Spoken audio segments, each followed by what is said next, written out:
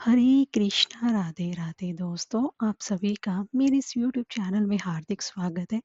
भीष्म पंचक की शुरुआत देव उठनी एकादशी से होती है और इसका समापन कार्तिक पूर्णिमा के दिन होता है।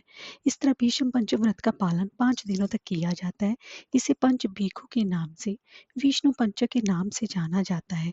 जो भी व्यक्ति इन 5 दिनों में सच्चे मन से व्रत रखता है उसके सभी पापों से मुक्ति मिल जाती है। भीष्म पंचक का प्रारंभ 11 नवंबर 2024 से प्रारंभ हो चुका है और इसका समापन 15 नवंबर को होगा।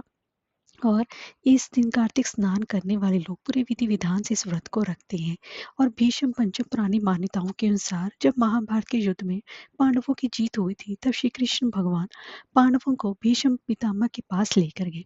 बाणों की शैया पर लेटे हुए भीष्म पितामह सूर्य के उत्तरायण होने की प्रतीक्षा कर रहे थे। तब श्री कृष्ण जी ने भीष्म से पांडवों को कुछ ज्ञान प्रदान करने का अनुरोध किया। कृष्ण भगवान के अनुरोध पर उन्होंने पांडवों को राजधर्म, वन धर्म, मोक्ष धर्म का ज्ञान दिया। कहते हैं कार्तिक शुक्ल पक्ष की एकादशी से लेकर पूर्णिमा तक यानी कि कुल 5 दिनों तक भीष्म द्वारा ज्ञान देने का यह क्रम चलता रहा। और भीष्म द्वारा पूरे 5 दिनों तक ज्ञान देने पर श्री कृष्ण ने कहा कि आपने जो 5 दिनों में ये ज्ञान दिया है अब से ये 5 दिन ही बहुत मंगलकारी माने गए हैं, जिसे कि भीष्म पंचक के नाम से जाना जाएगा। तो अब मैं आपको भीष्म पंचक व्रत की 2 पुरानी कथाएं श्रवण करवाने जा रही हूँ। तो चलिए वीडियो शुरू करते हैं।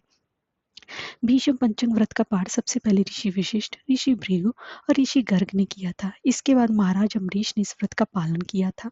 भीष्म पंचक व्रत की कथा भीष्म पितामह को समर्पित है।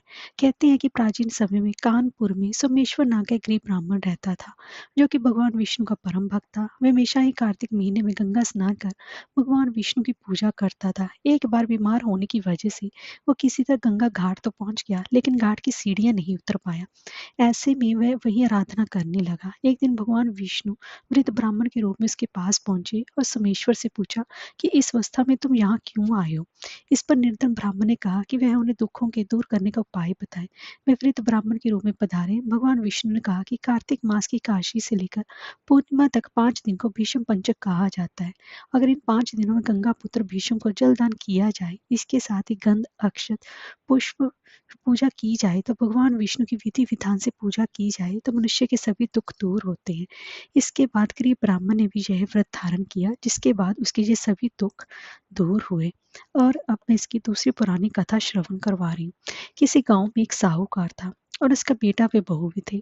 बहू कार्तिक मास में रोज सवेरे उठकर गंगा स्नान के लिए जाती थी। सुबह जल्दी जाते समय किसी भी प्राय पुरुष का मुंह नहीं देखती थी। एक राजा का बेटा भी सुबह सवेरे गंगा स्नान के लिए जाता था। मैं हैरान होता कि मैं इतनी जल्दी उठता हूँ स्नान के लिए, लेकिन कोई है जो मुझसे भी जल्दी उठकर नहा लेता है। कार्तिक मास के 5 दिन बचे थे। एक दिन साहूकार की बहू तो स्नान करके वापस जा रही थी। उसी समय राजा का बेटा स्नान के लिए आ रहा था। आवाज सुनकर वह जल्दी जल्दी जाने लगी, लेकिन जल्दबाजी में उसकी माला मोजड़ी छूट गई। राजा के बेटे ने उसकी माला मोजड़ी उठा लिया। सोचने लगा, जिस स्त्री की जो माला मोजड़ी इतनी सुंदर है वह स्त्री कितनी सुंदर होगी। उसने पूरे गांव में मुनादी करवा दी, जिसकी ये माला मोजड़ी वह 5 रात मेरे पास आएगी। साहूकार की बेटी की बहू ने कहलवा दिया कि मैं 5 रात आऊंगी, लेकिन किसी को साख भरने बिठा देना। राजा के बेटे ने एक तोते को पिंजरे में बंद कर गंगा किनारे पर टांग दिया। बहू सुबह के समय आई, पहली पैड़ी पर पैर रखा और बोली, हे कार्तिक ठाकर राई दामोदर, पांचों पांडु छठे नारायण, भीखम राजा उस पापी को नींद आ जाए। राजा के बेटे को नींद आ गई। बहू नहा धोकर चलने लगी तो तोते से बोली, सुबह सुबह तेरे गल डालूंगी हीरा, मेरी साख भरियो वीरा।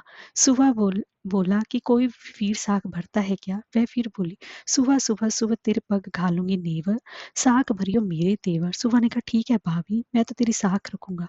वह तो कहकर चलेगी। राजा का बेटा हड़बड़ाकर उठा और सुबह से पूछा, सुबह सुबह वो आई थी क्या, कैसी थी। सुबह बोला, आबा की सी बिजली, होली की सी झल, केला सी की कामनी, गुलाब का सा रंग। अगले दिन राजा के बेटे ने सोचा, आज मैं अपनी उंगली में चीरा लगाऊंगा, इससे मुझे नींद नहीं आएगी।